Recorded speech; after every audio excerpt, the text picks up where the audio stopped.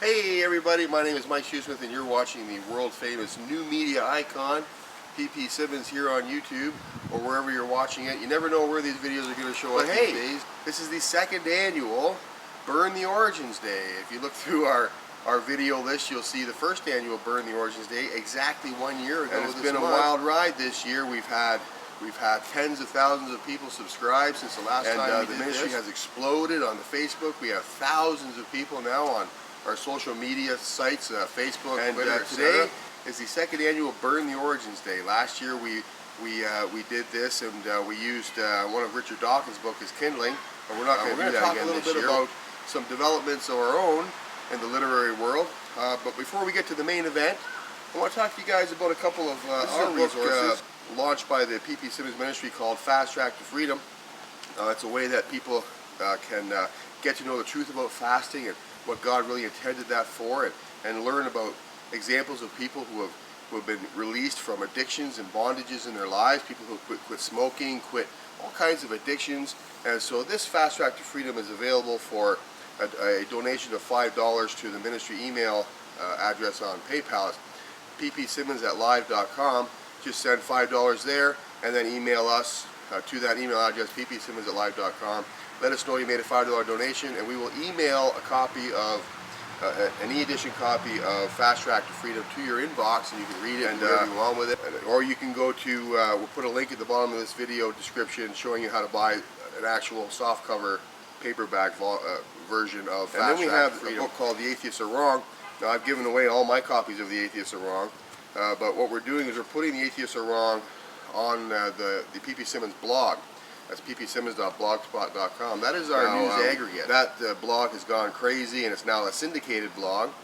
So we're actually publishing books on there now. Chapter by chapter. It turns out to be a series of blog posts, and eventually the whole book will be up there, and you can just read it at your leisure. And so that's ppsimmons.blogspot.com. Look for the postings called The Atheists Are Wrong. That is an actual book that's available on paperback as well, but we're offering it for free on the blog. The third book I want to talk to you about is from the major contributor to the PPSIMMONS ministry.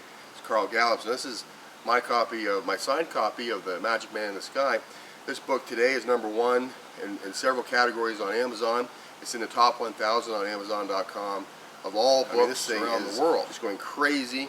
Many of you have probably seen Carl on interviews on television stations around America. He was recently on TBN. I mean, this book is a phenomenal read, and it really is a way to bolster your faith, to be able to arm yourself against the critics that would rise up and try and tear down what you believe, what you know to be true. Don't let people talk you out of your faith, folks. Arm yourselves with the truth, because you don't have to buy into the lie that you're just an animal and that you evolved from the primordial slime billions of years ago. None of that is true. Get to The Magic Man in the Sky. We're going to put a link to this book in the description of this video. But finally, let's get to why we're here today. This is a copy of Charles Darwin's book. It's 150 years old. It's called The Origin of Species.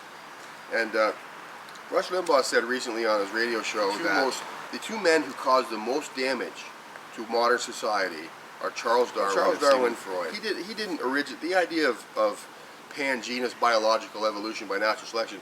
Did not originate with Charles Darwin, but he popularized it. He put it in print, and he made it a popular idea in science. So I just want to read to you a small chapter from page number 4. This is from the introduction to On the Origin of Species. This abstract, which I now publish, must necessarily be imperfect. I cannot here give references and authorities for my several statements, and I must trust to the reader reposing some confidence in my accuracy. No doubt errors will have crept in. Though I hope I have always been cautious in trusting to good authorities alone, I can here give only the general conclusions at which I have arrived, with a few facts and illustration, but which I hope in most cases will suffice. No one can feel more sensible than I do of the necessity of hereafter publishing in detail all the facts with references on which my conclusions have been grounded, and I hope in a future work to do this, for I am well aware that scarcely a single point is discussed in this volume on which facts cannot be deduced, apparently leading to conclusions directly opposite to those at which I have arrived. A fair result can be obtained only by fully stating and balancing the facts and arguments on both sides of each question, and this here is impossible. So basically he's saying, he is admitting that there's probably errors in his book, in his theory. He's admitting that he doesn't have all of the facts straight, and he is basically stating that we have to compare all of the assessments of the evidence. And we've done that in the last 150 years, and we have actually proven that pangenus biological evolution by natural selection, we are not animals.